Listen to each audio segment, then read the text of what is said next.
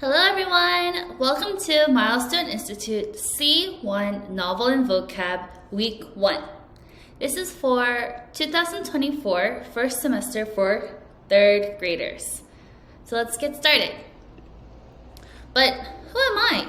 Let me introduce myself. Hi! My name is Kimberly. The goal of our session is to have students understand each word in our vocabulary workbook and to be cognizant, which means to know, some of the phrases from our novel that may be a bit difficult for us to understand. So I'll be here every week to help you understand the hard parts. So what are we going to do today? In today's agenda, we'll first go over week 1 vocabulary in our vocabulary workbook. 2, go over some example sentences. 3, go over difficult phrases from our novel in our other video. And 4, it will be for you to review and self-study. So you know who I am, what we're doing, but why are we doing this? First, we're going over week 1 vocabulary for vocabulary acquisition by learning the definition, synonym, antonym, and part of speech of the word. This can significantly, which means greatly, improve our reading comprehension and enhance our contextual usage. Second, why are we going over example sentences? This is for your writing variation. By looking at a variety of example sentences with a specific vocabulary word, students can learn how to use the word in different sentence structures and maybe use it in different ways. So, without further ado, let's hurry up and get started. Why don't you pause the video if you don't have this workbook in front of you yet. Please go and get your vocabulary workbook and turn to week 1, which is on page 6. Until you get there, please press pause and then press play again. All right, so number 1, our first word is resource. Everyone say resource. It is a noun, and up top, that is our synonym. Here, supply. And the bottom here is our antonym, but there is nothing there, so we'll skip over it. And it is a noun, and the definition says, a natural or man-made product that people need or can use. And this comes from our TED Talks, and from here, this book icon is telling you which sentence it says from TED Talks. And it says, Australia is very rich in natural resources, including coal, copper, iron, gold, and uranium. So the example sentence at the bottom, it says, water is an important resource that every living being needs. Therefore, resources are things that people need, whether it is natural from earth or if it was man-made. So here, our resource in our example sentence is water. So water is an important thing that people need in order to live. So let's repeat the sentence after me. Water is an important resource that every living being needs. Your turn. Good job! Let's look at the example sentences at the bottom here. So these sentences are not in your vocabulary workbook, but they will be provided for you in this video. First one, solar panels on the roof are a renewable resource that helps generate energy. So if you look at some houses and they have some solar panels, they use that in order to get renewable energy from the sun, which is our resource. Second sentence, it says, the science lab is equipped with various resources, like microscopes and chemicals for conducting experiments. Microscopes and chemicals here are different resources that we can use.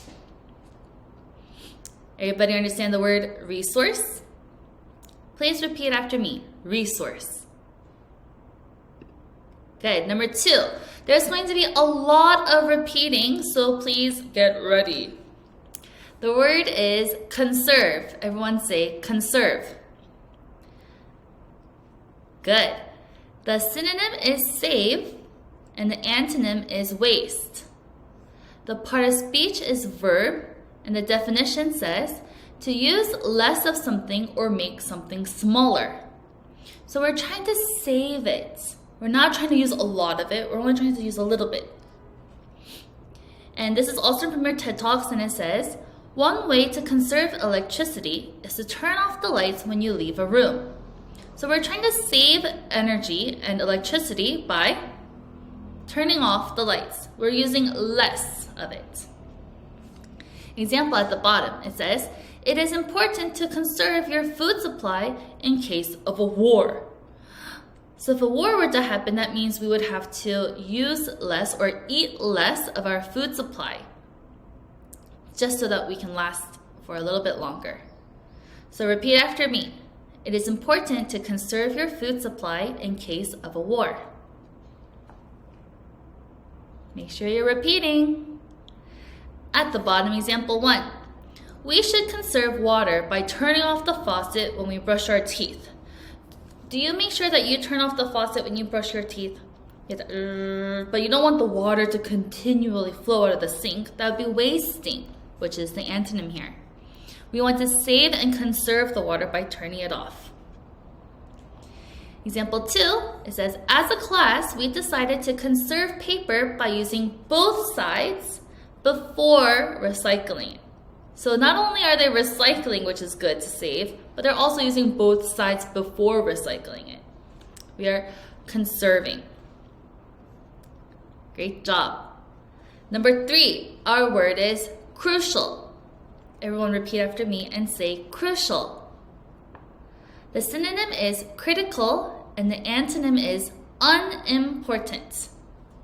So if you look at this, if the antonym is unimportant, we take that un out, then another synonym will be important, which is shown here in our definition. It is an adjective and it means extremely important.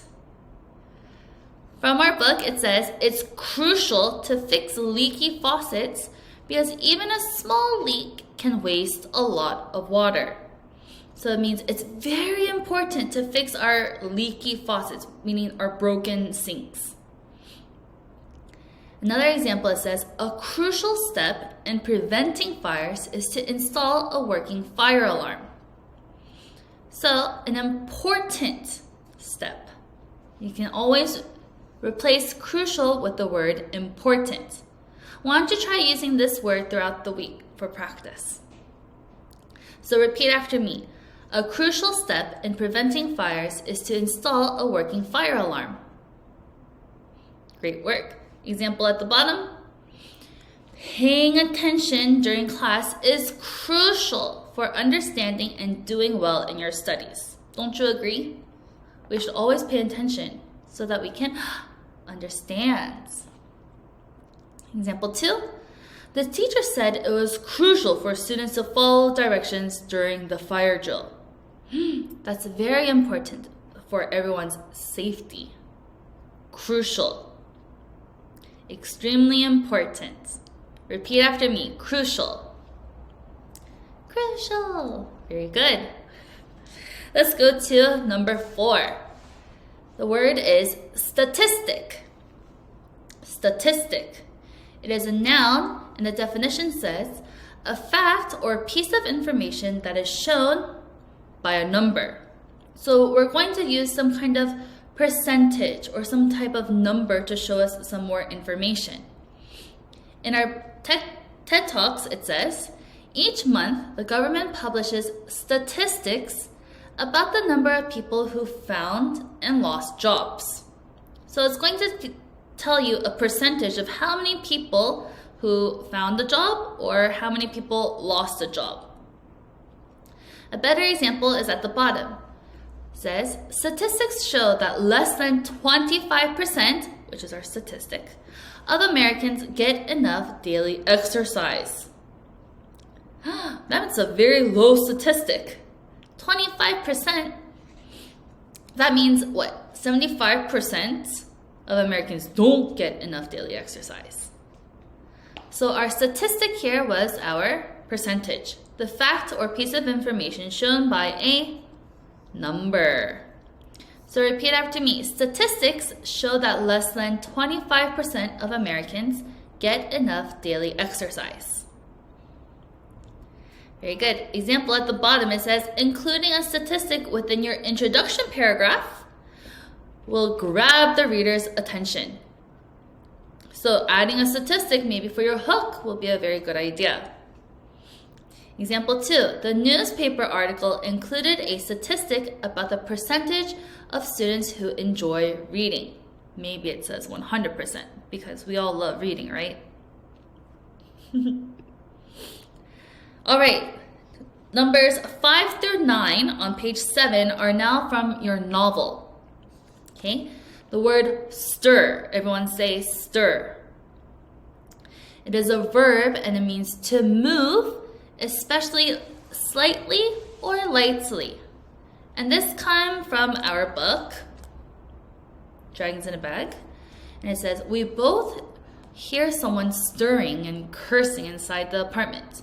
And that was when it was Grandma. So that means she was like moving a bit here and there. The example, it says, although I was careful to be quiet, my baby sister stirred and woke up crying. So she moved and then she started crying. Stir. Example, let's repeat. Although I was careful to be quiet, my baby sister stirred and woke up crying. Good job. At the bottom, the gentle breeze began to stir the leaves on the trees, creating a soft rustling noise. So it started to move the leaves because of the wind. Example 2. The aroma of the simmering soup began to stir my appetite. It started to move my appetite. I started getting hungry. Number 6. Everyone say cringe. Cringe. It is a verb and the synonym is to cower. It means to shrink back, bend, or crouch, especially in fear or pain. To shrink back. It says, I cringe as a raspy voice asks, what you want? This is when Grandma was asking that. And so our main character, Jackson, in our book, cringed. Example, it says, the group of friends cringed in fear as they watched the horror movie. So as you can see in this picture, as they provided in your vocabulary workbook, all these friends here cringed because it was the scary part of the movie. Repeat after me. The group of friends cringed in fear as they watched the horror movie. Good job. Example at the bottom. When the actor forgot their lines on stage, the audience couldn't help but cringe. So you're like embarrassed for that actor for forgetting their lines. Or the next sentence here, it says the puppy cringed under the blanket when it heard the loud sound of thunder. So I don't know if many of you have a dog, or puppies that are scared of loud noises. So when the thunder came, the puppy cringed under the blanket. Everyone say cringe. Great work. Next word is raspy. Everyone repeat after me and say raspy. The synonym says rough and the antonym is soft. And the part of speech is an adjective and the definition says unpleasantly rough. And it was the same sentence from the word before. I cringe as a raspy voice asks what you want. So it's a raspy voice. It's not very nice. It's not a nice and cute voice like this. It's a raspy voice. Example, it says, my neighbor's voice is raspy because he smokes often. Oh no. So that is not good for your health. It also makes your voice raspy. Repeat after me. My neighbor's voice is raspy because he smokes often. Example, at the bottom it says, after practicing for hours, the musician's throat felt raspy from singing. So maybe the singer was singing for maybe 10 hours straight and practicing, and then their voice felt raspy after singing. So there are many different types of raspy voices.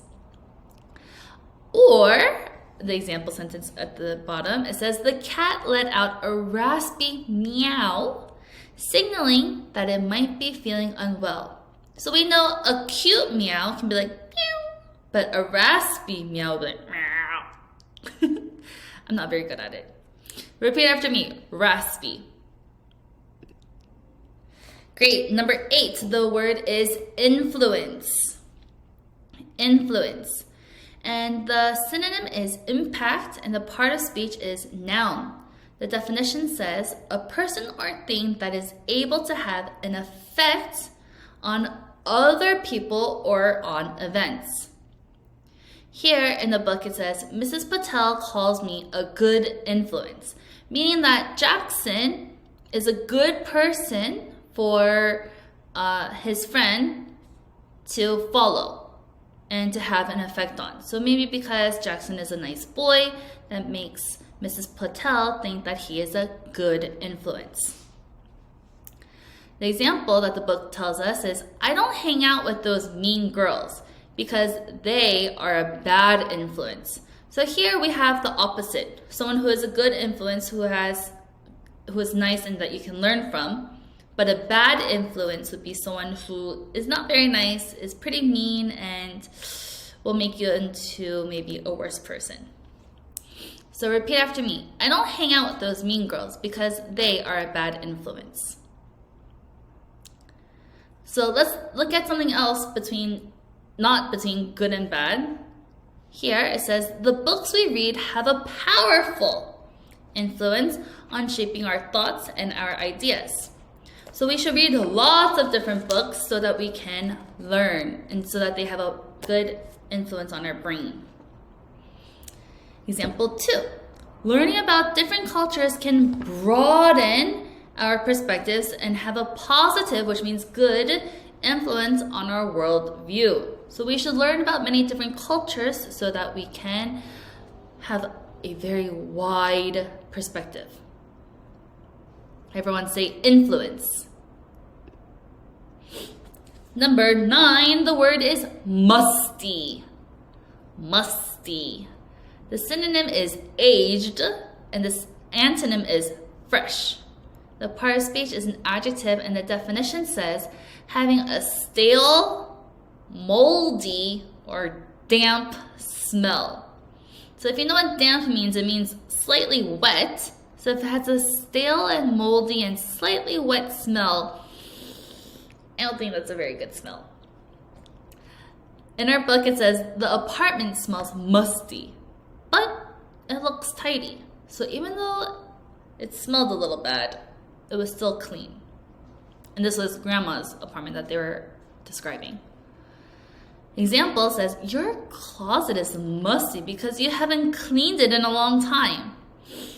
I hope none of your closets are musty. That would be very bad. That means you would have to clean it soon. So repeat after me. Your closet is musty because you haven't cleaned it in a long time. Example at the bottom. The old books in the library had a musty smell, reminding us of their age. So maybe that book is from like 1921, which is more than 100 years old from now. So it had a musty smell, like an old smell. Example 2, Grandma's basement was full of antiques, but it also had a slightly musty atmosphere. So not just a smell, but musty. It's kind of bringing back some old atmosphere. Very good. Let's go on to number 10. Now we're on the next page. Page 8. And the word is murky. Everyone say murky.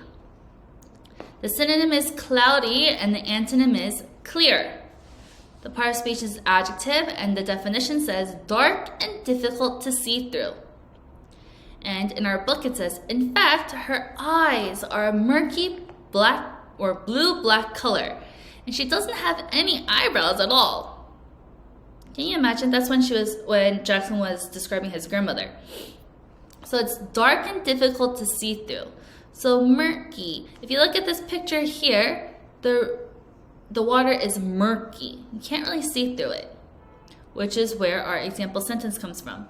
The polluted river was murky, so we decided not to swim in it. That's a very good idea. We shouldn't swim in very murky water that is dark and difficult to see through. That means it may be polluted. Repeat after me. The polluted river was murky, so we decided not to swim in it. Good job. Example at the bottom, it says, the window was covered with a layer of dust, making the view outside look murky.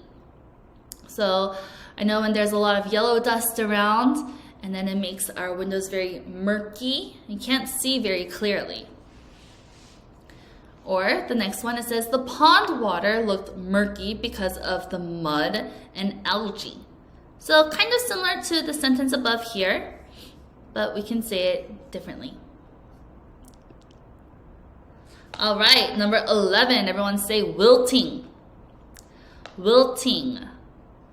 The synonym is droopy, and the antonym is thriving. It's an adjective, and it means limp or drooping. And it says, the only thing inside is a head of wilting cabbage and a 6-pack of root beer.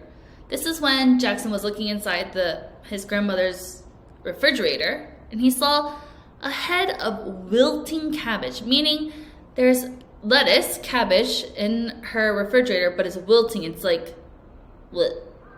That means it's old, right? Let's look at the next example. We tried to save the plant with the wilting leaves, here, it's all drooping, by watering it. So we tried to make this plant become alive again by adding water. Repeat after me. We tried to save the plant with the wilting leaves by watering it. Example at the bottom, it says, the wilting bouquet of flowers still looked pretty as it was being dried. So I know that some people like to dry the flowers after getting it, but sometimes the flowers will be wilting, drooping a bit. But some of them are still pretty.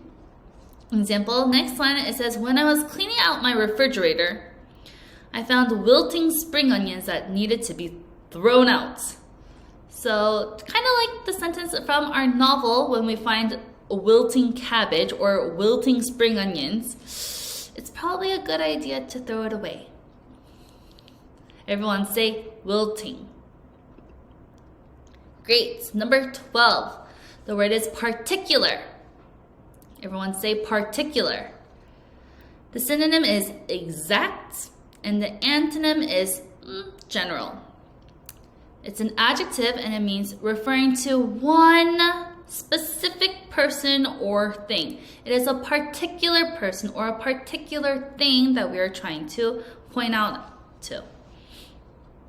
So it says from our book, squirrels are harmless, but this particular one seems determined to open the window. So if you haven't read the book yet, you'll meet a squirrel that comes into the kitchen. And this particular squirrel, meaning this specific squirrel, was determined to open the window. Let's look at the next one. It says, he chose this particular cake because his wife loves the color yellow. So there's this picture of this yellow cake here. And he chose this particular one because his wife likes the color. Repeat after me. He chose this particular cake because his wife loves the color yellow. Good. Let's look at the bottom one here. My grandmother is particular about her daily routine and likes to follow it without any changes. Meaning, she knows what she wants to do in the morning. She knows what she wants to do after breakfast. She knows what she wants to do for lunch, and so on and so forth. Very particular with her routine. Next one. Durian, which is a type of fruit, has a very particular taste that people find difficult explaining. Some people like it, some people don't like it, but people definitely don't like the smell. if you've ever smelled durian before. Particular. Everyone say particular. Great. Number 13, the word is exasperation. Exasperation. The synonym is annoyance. And it is a noun, and it means the feeling of being irritated. From our book, it says, she screeches and jumps up and down in exasperation. So, very, very angry, annoyed, not happy. This picture here, for this example sentence says, my dad yelled in exasperation when he saw my messy room. He's like, Kimberly, why is your room so dirty? Yelling in exasperation, in annoyance and being irritated. So repeat after me.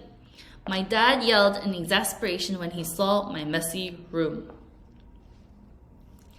At the bottom it says, after explaining the instructions multiple times, the man sighed in exasperation. So we can sigh when we're very irritated. Or here it says the constant interruptions during the meeting led to a sense of exasperation among the employees, meaning all the workers were getting a bit angry because there are continuous interruptions. So everyone say exasperation. That's a long word. And the last word from our novel, number 14, is wallop. Wallop. The synonym is to beat. It is a verb, which is an action word. It means to strike or hit very hard. In our book, it says, for a moment, I think she's going to wallop me. So in our book, Grandma was holding something and then Jackson thought that she was going to hit him. But she doesn't. So wallop, to hit. Example, it says, the cruel man wallops his dogs whenever they bark. That's so sad. The cruel man hits his dogs whenever they bark. That's so sad. That's so sad. Okay? So repeat after me. The cruel man wallops his dogs whenever they bark. Alrighty. Let's look at the example sentence at the bottom. It says, as the thunderstorm approached, the raindrops began to wallop against the windows, meaning it kept hitting the windows very hard. Or we can use it metaphorically like this one too. The angry waves walloped against the shore. So you can use it literally like the sentences above where it's actually hitting, or you can use it metaphorically in the sentences at the bottom where raindrops wallop or the waves wallop. All right, now we're on page 9. The word for number 15 is summit. Summit, and these are from your textbook now. Summit synonym is peak, and the antonym is base. It is a noun and it means the top or highest point of a mountain. Conditions are very harsh at the summit of Mount Everest. So if you're looking at this picture, the summit would be up here at the very top. Meaning it's very cold and windy and harsh. Or here, the summit of Matterhorn has a unique shape. The top. Repeat after me. The summit of the Matterhorn has a unique shape. Okay, let's look at the examples at the bottom. Climbing to the summit of the mountain was challenging, but rewarding experience for the hikers. So they're like, it's really hard, but when they got there, we're like, oh, wow, we did it. We accomplished it. And then similarly, we can say the climbers took a moment to enjoy the breathtaking view from the summit before descending, which means to go back down the mountain. Summit. Everyone say summit. The very top. Next, number 16, the word is thrive. The synonym is prosper, and the part of speech is a verb, and it means to grow well and be healthy. And from our textbook it says, however, living things do thrive in the Mariana Trench, which is the deep part of the ocean. They do thrive, they do grow well and are healthy there. Another example says, many types of plants thrive in a rainforest. So many of them live there. So repeat after me. Many types of plants thrive in a rainforest. Good job.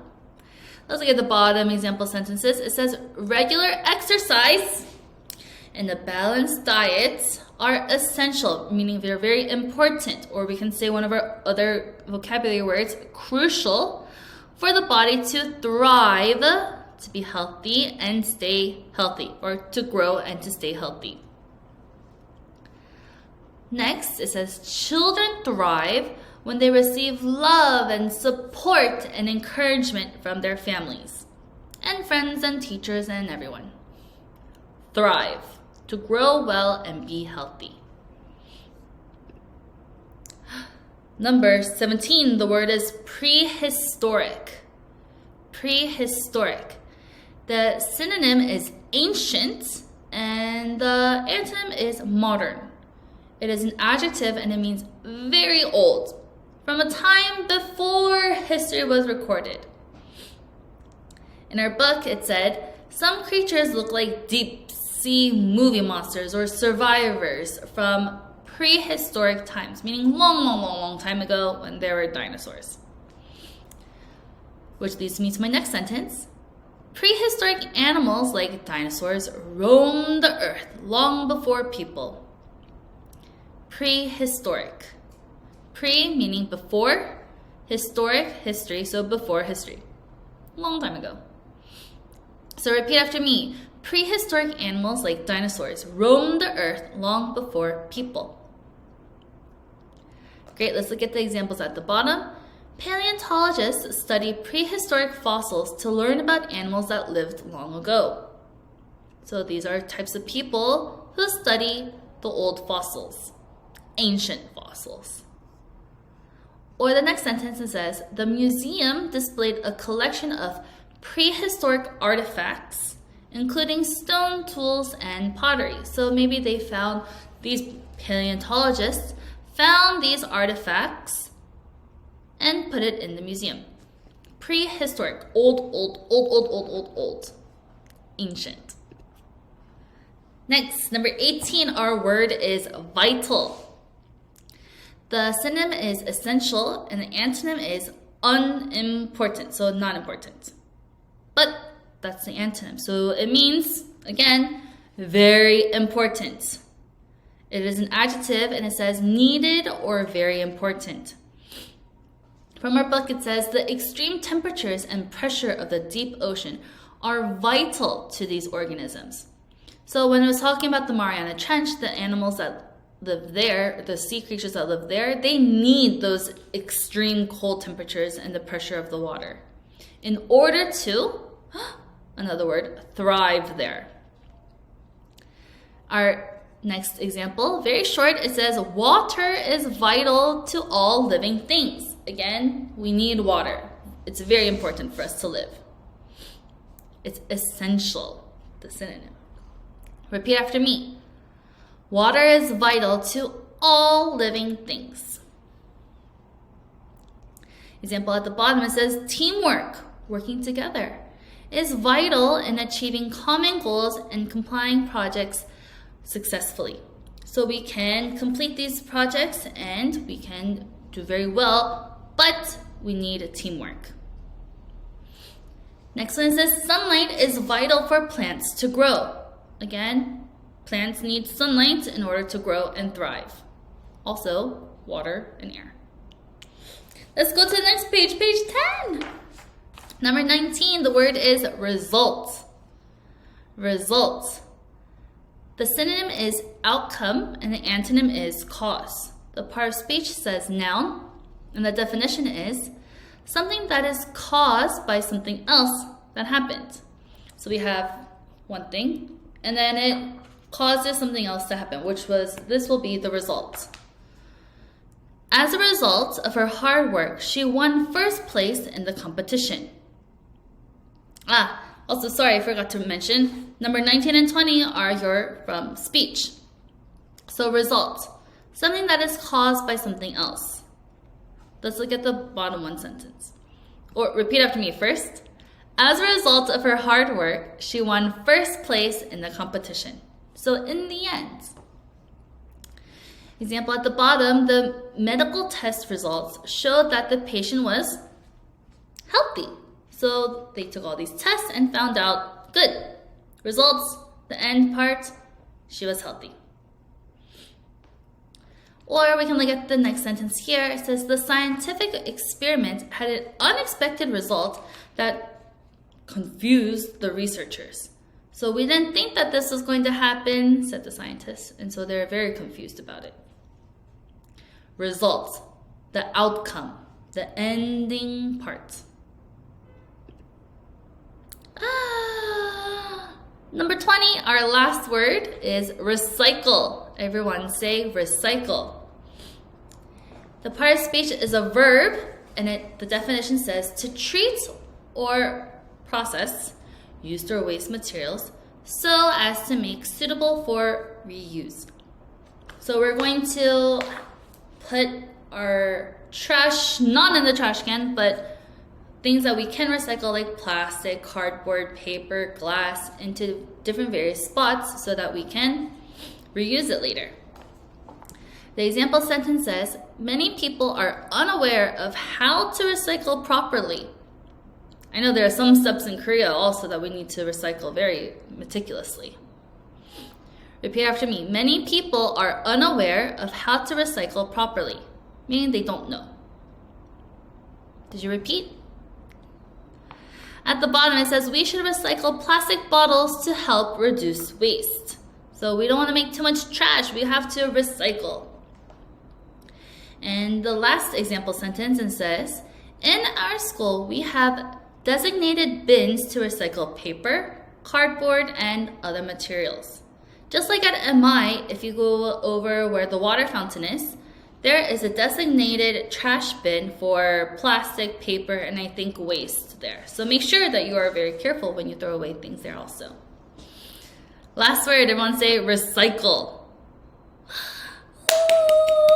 Everyone, we just finished all of the words, but let us repeat all of them again just for our pronunciation.